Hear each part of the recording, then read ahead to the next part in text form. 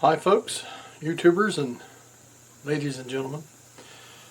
I recently did a show and tell or show and build on making an 8-frame super or medium deep box. Turned out rather badly because I was competing with the sun. So even though, well, not most of the footage, but a little bit of it was well lit, most of it wasn't. So this is attempt number 2. Well, as you can see, I'm mostly out of the frame, but the important part is to get the construction part. Starting out with a pre-cut super. Hope you can see the detail on this, but there are nice little handholds in each section of the box, sides and both ends. That'll come in handy taking them on and off the hives. We also have a notch that's cut into the end boards, which is where the frames will rest. It's this notch right here.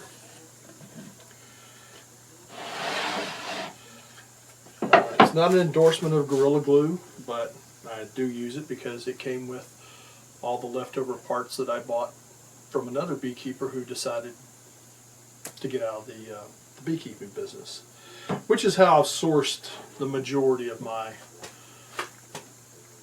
beekeeping parts so far. Of course, these are new because finding a reasonably priced super where I don't have to pay more than the super to get it shipped to me is kind of hard to do. So I guess that's where Amazon came to the rescue. As much as I hate to say it came from Amazon.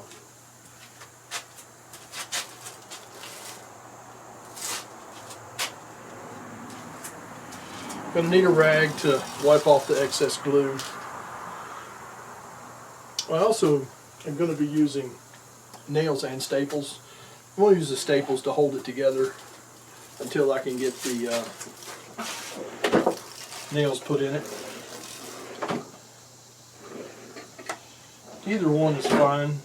I figured together they are to hold a little more.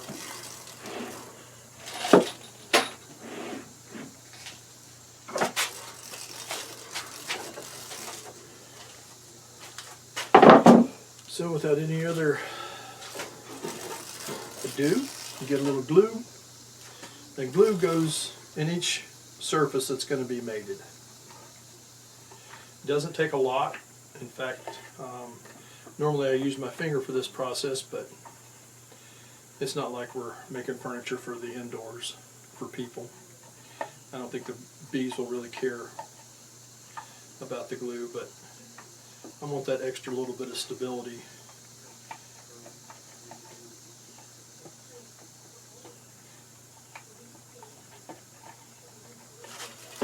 As I mentioned before, this is more about the construction than looking at my pretty face, so you're going to see what's going on the work surface rather than the words coming out of my mouth, and I'm sure a lot of people will appreciate that.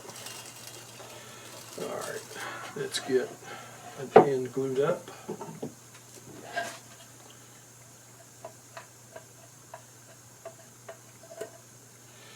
And this time I have my tripod on a different work surface than where I'm working. So hopefully we won't get the big booms and shakes that we had in the other video. Got to make sure that I get my hand holds turned the right direction. Slip this together and give it a couple of staples to hold it until I can get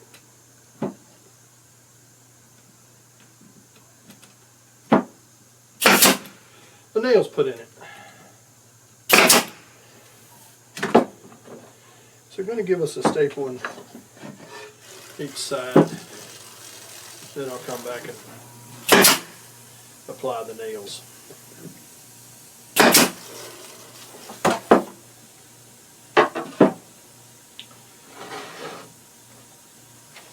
And of course keep you a rag handy to clean up your excess glue.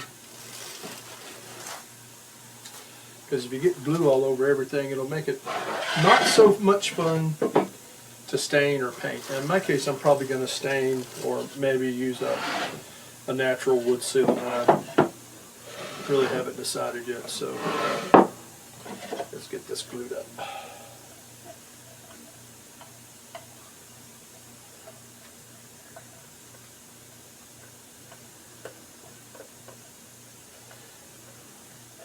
Of course, television and radio tell you never to have dead air, so I guess I'm going to keep talking while I'm working so that I don't have any dead air. Get my handheld turned the right direction. Slip it together.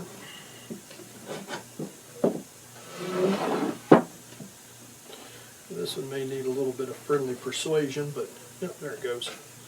Always keep my fine alignment tool handy. Of course, everybody knows what a hammer is.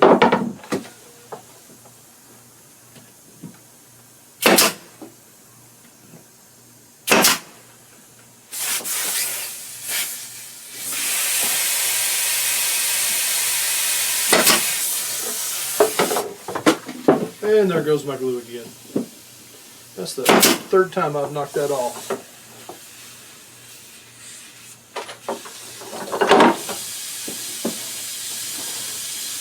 And it sounds like my air hose has developed a leak. Probably because I didn't tighten the connector up. Alright, that's 3 down, 1 to go. This one, of course, is going to be a little more delicate. No, maybe not delicate, but you've got to put on 2 ends at once.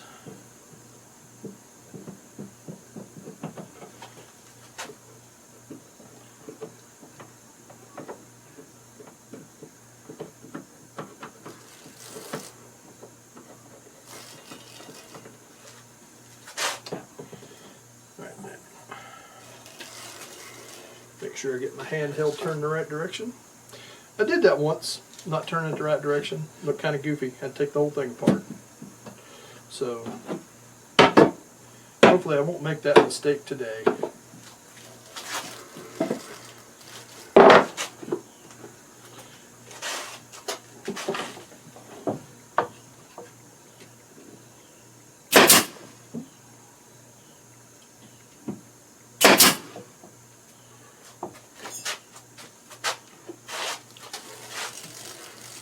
And when you staple these, make sure you staple across the grain. Otherwise, you might get pull out, because the staples will definitely come out with the grain a lot easier than they will across the grain.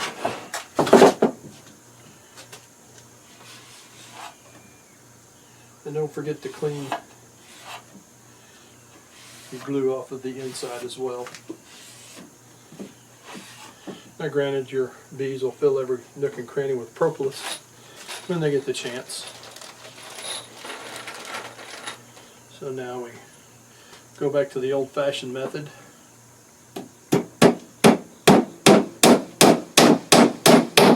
Trust me, using the air gun works a lot better.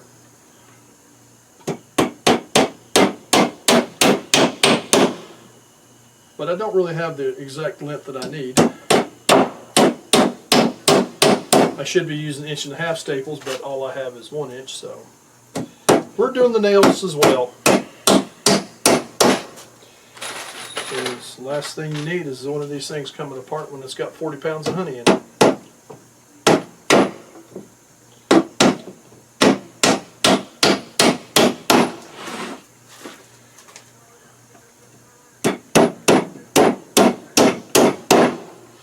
And of course, each side comes with the nail holes pre-drilled. It makes it easier, but the staple gun makes it that much more. So I'm not ashamed. I'll admit to using a air gun.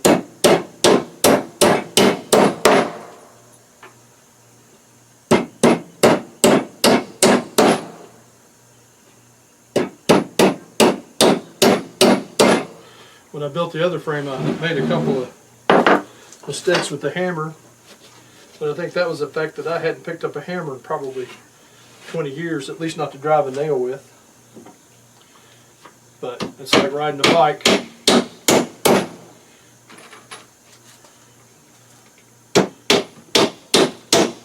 Once you learn it, you don't ever forget it.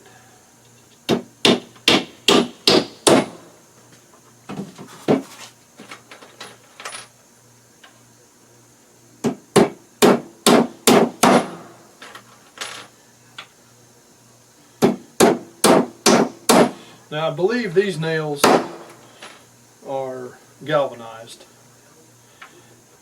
or at least treated, so that they won't rust and bleed on your hive. But like I said, I intend to seal these with either some stain or some of that natural tree goo that I've heard about. A lot of people like it.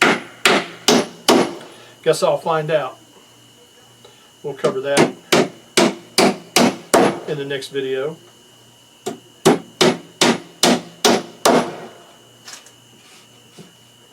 I did order another set of deep frames that I'm going to put foundation in this weekend as well. So looks like I'm a bit out of frame when I stand these up, but I think you all understand how to drive a nail or two, especially when they come pre-drilled. I've never had this so easy.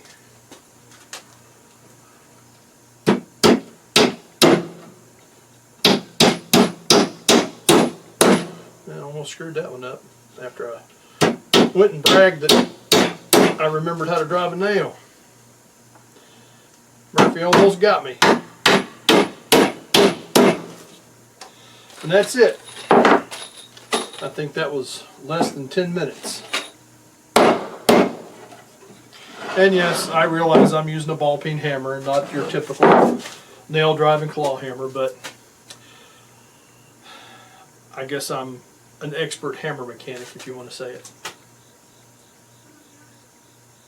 I said it.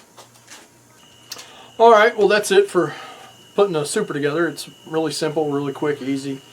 Your deep frames go together the same way. They just have, about 5 more inches of depth to deal with. In the next video, I'm probably going to cover